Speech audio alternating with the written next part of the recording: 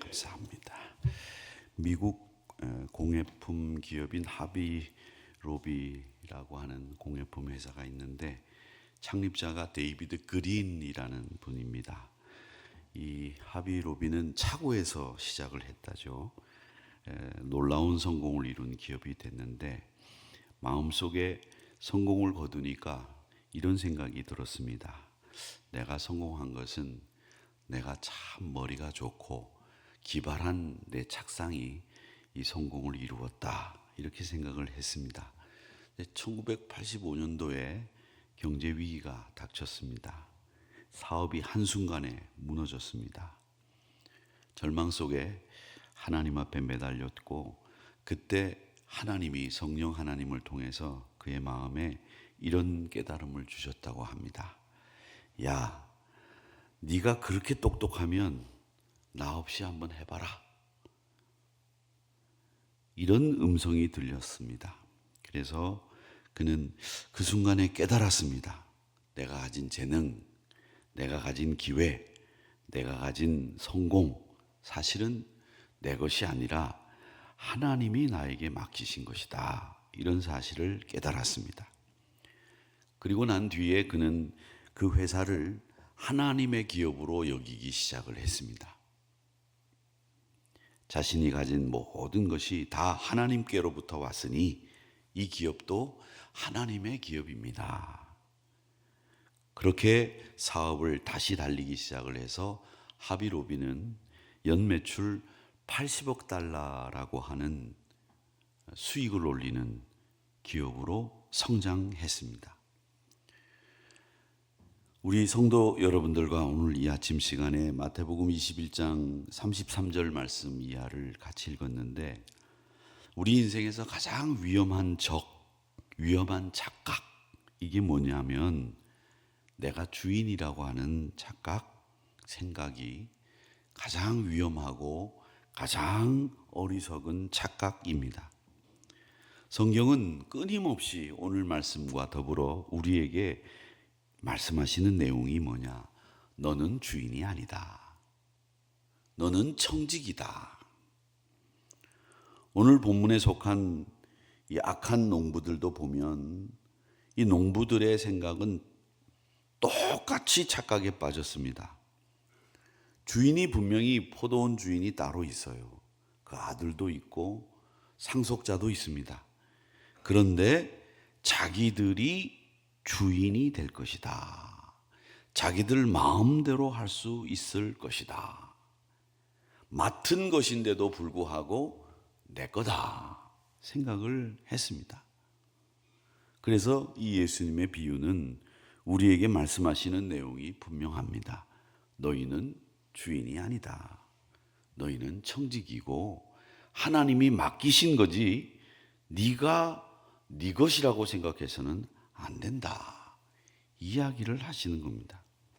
근데 사실 우리가 말씀을 듣거나 교회에 와서 예배를 드리면서 내 모든 것이 주께로부터 왔습니다, 이렇게 고백은 하나, 실상 우리 생활 속에서 우리가 살면서 이게 하나님의 것입니다 라고 생각하고 운영을 하거나 또 그것을 관리하는 이런 경우들이 없죠. 대부분 이렇게 이야기를 하고 이렇게 고백을 합니다만 생활 속에 들어가서는 이게 다 내 거다, 이런 생각을 가지고 사는 겁니다. 어떤 목사님이 이제 차를 하나 샀답니다. 그래서 차를 하나 사서 이제 차를 타고 교회에 딱 와서 교인들이 아유, 목사님 새 차를 사셨네요. 예, 하나님이 주셨습니다, 이렇게 얘기하셨어요. 근데 그 다음날 누가 그 목사님의 차를 긁고 갔어요. 목사님이 노발대발하면서 누가 내 차를 긁고 갔어? 그렇게 이야기를 했답니다. 그랬더니 그 이야기를 들은 어떤 신자가 목사님, 어저께는 하나님이 주셨다고 하시더니 오늘은 내 차라고 얘기하시네요. 그렇게 말했다는 거죠. 그러니까 이게 우리 생활 속에서 이야기할 때는 하나님께서 우리에게 주신 겁니다, 하나님의 것입니다, 이렇게 얘기하나 실상 우리가 막상 무슨 일을 딱 마주치면 그건 내 차다. 누가 내 차 긁었냐? 이렇게 얘기하는 거죠. 이게 우리의 맹점이기도 합니다. 저도 그렇고 여러분도 그렇고 우리가 성경을 보고 기도하고 말씀을 볼 때는 항상 내 재능, 내 달란트, 내가 가진 모든 거 다 하나님의 것입니다. 이렇게 고백하는 것이 맞다고 배웠고 그렇게 생각합니다마는 생활 속에서는 내 거라고 생각하고 산다는 거죠. 여기에 대해서 오늘 본문은 예수님은 포도원을 준비하는 주인의 모습을 아주 세밀하게 묘사를 하고 있어요. 울타리를 둘렀다. 포도즙을 짜는 틀을 만들었다. 망대를 세웠다. 단순히 농장이 아니라 완벽하게 준비된 포도원이에요. 그리고 그 주인은 포도원을 농부들에게 맡기지 않습니까? 그리고 뭐를 기대합니까? 농부가 기대하는 건 하나예요. 다른 게 아닙니다. 열매를 기대하는 겁니다. 농부의 사명은 포도원을 자기의 것처럼 차지하는 것이 아니라 맡겨진 포도원을 잘 가꾸어서 열매를 맺고 그 열매를 주인에게 드릴 수 있는 일, 감당하는 게 농부들의 일이죠. 성경에서 포도원은 자주 이스라엘과 하나님 나라를 상징하는 묘사로 그려지고 있습니다. 그리고 농부는 하나님의 백성을 의미하는 것으로 그려지고 있지요. 즉 하나님께서는 우리 인생이라고 하는 포도원을 우리에게 맡기신 거예요. 우리에게 맡기신 것들이 얼마나 많습니까? 시간 우리에게 맡겨주셨어요. 재능 우리에게 맡겨주신 거고요. 또 우리가 살아가는데 불편함이 없도록 물질 맡겨주셨어요. 뿐만 아니라 여러 가지들, 우리의 가족들, 내 사명 이런 거 다 하나님이 맡겨주신 거라는 거죠. 우리의 소유가 아니라 하나님이 맡겨주신 것인데 우리는 그걸 내 것이 다 된 것처럼 생각하고 내가 이룬 것으로 생각을 한다는 거죠. 루터는 그런 얘기를 합니다. 우리 인간은 철저히 관리자가 돼야 된다. 하나님이 기대하시는 건 하나예요. 열매. 많은 성과라기보다는 하나님의 뜻에 순종해서 열매를 맺는 일. 사랑의 열매, 거룩한 열매, 섬김의 열매, 그걸 맺는 것을 하나님은 기뻐하시고 기대하시고 있다. 이걸 오늘 이 말씀에서 우리에게 일러주고 있습니다. 그런데 이 비유 속을 보면 이 농부들은 점점 이상한 행동을 하기 시작을 합니다. 처음에는 주인이 보낸 종을 때려요. 그리고 돌로 치고 심지어 죽입니다. 나중에는 주인이 보낸 아들까지도 죽여버려요. 이 장면은 단순하게 비유로 그려진 이야기가 아니라 이건 이스라엘에게 보내셨던 선지자 그리고 결국은 그리스도 예수까지 죽이는 이스라엘 백성들의 모습, 선지자의 역사와 예수 그리스도까지 죽이게 될, 아직까지는 돌아가시지 않았으니까요, 죽이게 될 그걸 이야기하고 계시는 거예요. 얼마나 많은 선지자들이 하나님의 말씀을 들고 섰는데 이스라엘 백성들이 박해를 했습니까? 그리고 마지막에는 가장 소중하게 여기시는 하나님의 아들 그리스도 예수까지 십자가에 못을 박아버리는 이런 일들을 자행했다. 이 장면에서 예수 그리스도를 이 땅에 보내신 아버지의 사건까지 그려두고 있는데 상속자니까 죽여버리자, 유산을 차지하자. 오늘 이 말씀을 보면 우리가 이 말씀 속에서 배우는 게 있는데 죄의 본질이 그대로 드러나는 거죠. 그 죄의 본질이 뭐냐 하면 내가 주인이 되려고 하는 마음이에요. 내가 주인이 되려고 하는 마음. 그 니체라는 사람이 신이 죽었다 이렇게 말을 했는데 그 신이 죽었다라고 하는 말은 여러 가지로 해석을 합니다. 그 니체를 옹호하는 사람들은 신이 돌아가셨다. 그러니까 우리는 이제 하나님이 계시지 않으니 어떻게 하면 좋으냐 이런 뜻으로 해석하는 니체를 옹호하는 사람들의 이야기 해석도 있습니다. 근데 또 한편으로는 이런 말도 있습니다. 이건 인간의 마음을 드러낸 거다. 인간이 자기 인생의 주인이 되려고 하나님 없다, 내가 주인이다, 이런 말을 하는 거다라는 거죠. 근데 여러분, 과학이 발달하고 문명이 발달하고 세상이 점점 더 나아지고 있습니다. 분명히 더 나아질 겁니다. 앞으로도 뭐 AI가 어떻게 된다, 뭐 로봇도 이제는 나왔는데 이 로봇이 단순한 가사 노동 같은 것은 이제 혼자 충분히 한대요.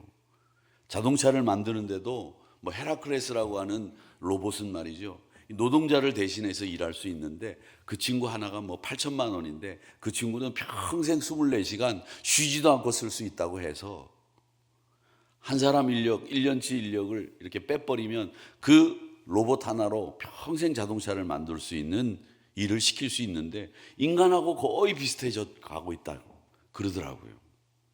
AI에다가 로봇 기술에다가 우리가 살기 점점 편해지는 세상이 될 것이고, 또 앞으로 어떻게 세상이 변할런지 상상할 수 없는 세상이 우리에게 다가올 것 같습니다.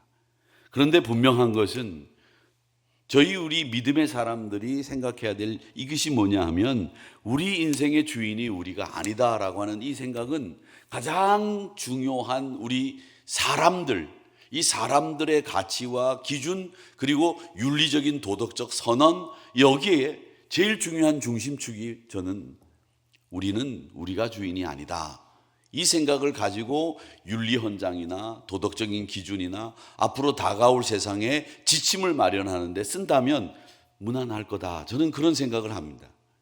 뭐 이런 걸 법을 만들어야 된다, 저런 걸 법을 만들어야 된다, 다 소용없는 일이고요. 우리 하나님이 다스리시는 세상에서 우리 하나님이 주인이시고 우리는 다만 청지기일 뿐이다라고 하는 이 사상이 앞으로 다가올 미래를 위해서 우리가 세우는 모든 윤리적인 도덕적인 기준의 중심이 된다면 별 문제 없이 우리의 발전된 세계를 누릴 수 있지 않을까, 이게 목사의 생각입니다. 성경은 분명하게 이야기합니다. 뭐라고 얘기하느냐, 죄의 시작은 하나님처럼 되려고 하는 욕망에서 시작이 됐다는 거죠. 창세기 5장에 보면 사탄이 뱀의 모습을 하고 나타나서 인간에게 제일 먼저 이야기한 게 뭐냐, 야, 너 그거 먹는 날에는 눈이 밝아져서 하나님처럼 보게 되고 하나님처럼 될 수 있다. 이게 사탄이 뱀의 몸을 입고 와가지고 인간을 유혹한 첫 번째 유혹이지 않았습니까? 이건 많은 걸 시사하는 거죠. 우리가 하나님처럼 되려고 하는 이 욕망이 결국은 죄를 시작하게 만들 이 첫걸음이 됐다. 하나님 말씀보다 내 판단을 앞세우는 경우가 얼마나 많습니까? 하나님 말씀보다 내 감정이 우선되는 경우들도 많고, 하나님 말씀보다 내가 먼저 내 뜻대로 움직이는 일들이 얼마나 많이 있습니까? 우리도 모르게 이렇게 악한 농부의 길을 걸어가는 경우들이 참 많다. 이걸 우리가 이 말씀을 보면서 깨닫게 되는 거죠. 오늘 그러면서 종교 지도자들에게 이렇게 질문을 합니다. 주인이 오면 그 농부들을 어떻게 하겠느냐, 이렇게 물어보세요. 41절부터 쭉 46절까지의 말씀에 보면 예수님께서 쭉 얘기를 하십니다. 하나님 나라를 너희는 빼앗기고 그의 나라의 열매를 맺는 백성이 받게 된다, 이렇게 말씀을 합니다. 악한 자들은 진멸하게 되고 포도원은 다른 농부들에게 맡기게 된다. 이게 이 종교 지도자들이 스스로 대답한 이야기입니다. 이어서 시편 말씀을 인용하시죠. 시편 말씀을 인용하시는데 이게 시편 말씀이 시편 118편에 있는 말씀이에요. 건축자들의 버린 돌이 모퉁이의 머릿돌이 됐다, 이 말씀이죠. 유대 지도자들이 예수님을 버릴 것을 이야기하는 것이고, 그런데 그 버린 예수 그리스도가 모든 하나님 나라의 기초가 되고 머릿돌로 세우신다라는 말씀에 시편 118편의 말씀을 인용하시는 겁니다. 그러니까 결국 이 말씀은 복음이죠. 즉 예수 그리스도를 받아들이면 너희는 살고, 예수 그리스도를 거부하는 사람들은 선지자들을 거부했던 이스라엘이 죽었던 것처럼 너희도 죽는다, 무너진다, 이 얘기를 하시고 있는 겁니다. 그래서 43절 말씀이 이렇게 얘기하는 거예요. 너희는 빼앗기고 그의 열매를 맺는 백성이 받게 된다라는 말씀을 하시는 거죠. 이렇게 그 열매를 받게 되는 새로운 공동체가 교회입니다. 예수님의 제자들은 이 교회를 이렇게 고백하는 공동체가 됐죠. 이 교회는 제 것이 아니라 하나님의 것입니다 라고 하는 거죠. 여러분, 문제가 되는 것들이 다 뭐냐 하면 그 문제의 단초를, 원인을 이렇게 들여다보면 다 이게 내 거라고 생각하는 데에서 시작하는 문제들이 얼마나 많이 있습니까? 요 근처에 있었던, 요 근래에 있었던 요 근처에 있는 교회에서 은퇴하신 목사님이 아들이 교회를 개척하니까 교회에다가 40억을 달라고 하셨죠. 유명한 이야기인데 여러분은 잘 모르시고 계시는 것 같은데 40억을 달라 하셨습니다. 뭐 먼데 있지 않는 교회입니다. 요 앞에 있는 교회인데, 그래서 교인들이 상의를 해서 목사님이 개척을 하셔서 우리나라에 굉장히 유명한, 저도 굉장히 존경하는 설교가로서는 대가이신 목사님이신데 아들이 교회를 개척하니 강남에서 요즘 뭐 하나 얻으려고 해도 40억은 들어가지 않습니까? 40억을 달라 하셨습니다. 교회 성도님들이 목사님이 개척하신 교회니까 이렇게 일구셨고 고생 많이 하셨으니까 목사님 40억 드리겠습니다. 그랬으면 얼마나 은혜로 받겠습니까? 그럴 리가 없죠. 난리가 났습니다. 근데 그 근본 생각은 뭐냐 하면, 목사님이 개척을 해서 목사님이 만드시고 일구셨으니까 내 거라고 생각한 거예요. 내 거. 여러분, 여기에 여러분 것이나 제 것이나 아무것도 없어요. 돌아가시면 그냥 아무것도 없이 그냥 한 줌의 재가 돼서 하나님 나라로 가는 겁니다. 우리는 별거 없어요. 근데 제가 이렇게 요즘에는 이제 화장들을 많이 하시니까 화장하고 난 뒤에 이렇게 보면 남는 건 있더라고요. 몸에 박은 철심 같은 거는 남아 있어요. 나와요. 근데 금붙이도 있는 것 같은데 금붙이는 안 나오더라고요. 그 안에서 어떻게 처리가 되는지 모르겠는데 하여튼 남는 게 별로 없어요. 별로 없는 게 그냥 요 한 줌의 줌이에요. 죄예요, 죄. 그런데 다 내 것인 것처럼 생각하고 사는 거죠. 저도 그럴 때가 많으니까요. 모든 것이 은혜라고 우리가 울면서 찬송 부릅니다. 모든 것이 은혜, 은혜, 은혜. 근데 그건 우리 감정이고 하나님 앞에 예배 드릴 때 우리의 생각일 뿐이지, 생활 속으로 들어가서는 다시 내가 주인이 되는 일들이 계속 반복되는 이런 일들이 우리 안에 있지 않습니까? 열매가 어디 있느냐? 이렇게 물어보시는 하나님 앞에서 내가 열매를 얼마나 많이 가지고 있느냐를 생각하는 것이 우리예요. 내가 얼마나 많은 열매를 가지고 있느냐, 내가 얼마나 많은 열매를 내가 만들었느냐, 여기에 집중적으로 생각하는 거죠. 얼마나 충성되게 맡은 것을 사용했느냐, 또 혹은 이것이 다 하나님께서 나에게 맡기신 것임을 분명히 인식하고 사는 청지기입니다 라고 하는 생각을 우리가 얼마나 가지고 있느냐, 이런 생각을 해봅니다. 오늘 나는 하나님의 청지기입니다 라고 하는 고백도로 살아가시면서 부디 빌기는 이 자리에 계신 우리 성도님들이 하나님 나라의 풍성한 열매를 맺는 복된 성도님들이 되시기를 주님의 이름으로 축복합니다.